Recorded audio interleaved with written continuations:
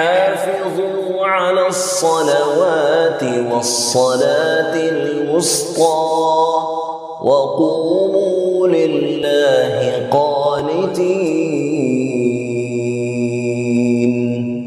وضو کا عملی طور پہ اس پورا کرنے کے بعد اس کے بعد وضو کے بعد کی دعا ہے۔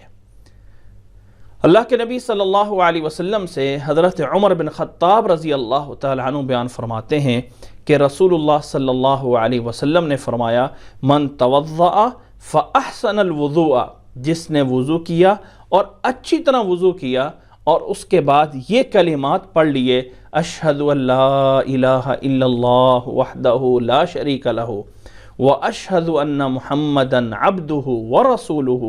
اللہم اجعلنی من التوابین واجعلنی من المتطہرین، جس نے یہ والے الفاظ جو ہے وہ پڑھ لیے تو فتحت لہ ثمانیۃ ابواب الجنہ یدخل من ایہا شاء، کہ اس کے لیے جنت کے 8 دروازے جو ہے وہ کھول دیے جائیں گے، وہ جس سے چاہے جو ہے وہ داخل ہو جائے۔ وضو کے بعد کی یہ دعا ہے۔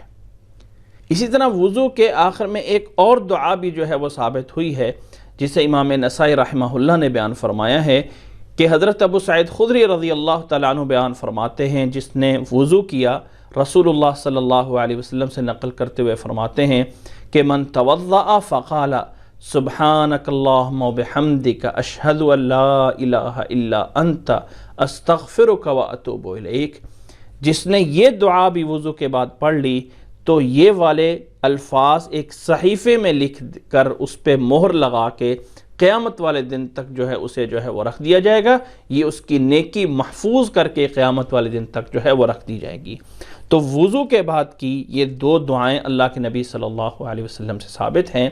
ان دعاؤں کے پڑھنے میں ایک مسئلہ سمجھ لیں کہ وضو کرنے کے بعد کی یہ دعا تو ثابت ہے، لیکن پڑھنے کے انداز میں کوئی ایسا طریقہ موجود نہیں ہے کہ وضو کے بعد یہ دعا پڑھتے ہوئے اشہد ان لا الہ الا اللہ انسان اپنا چہرہ قبلے کی طرف کرے، یا یہ دعا پڑھتے ہوئے اپنی انگلی آسمان کی طرف کرے اور انگلی اٹھاتے ہوئے کہے اشہد ان لا الہ الا اللہ وحدہ لا شریک لہ۔ اس انگلی اٹھانے کا ذکر اللہ کے نبی صلی اللہ علیہ وسلم سے کسی حدیث میں موجود نہیں ہے۔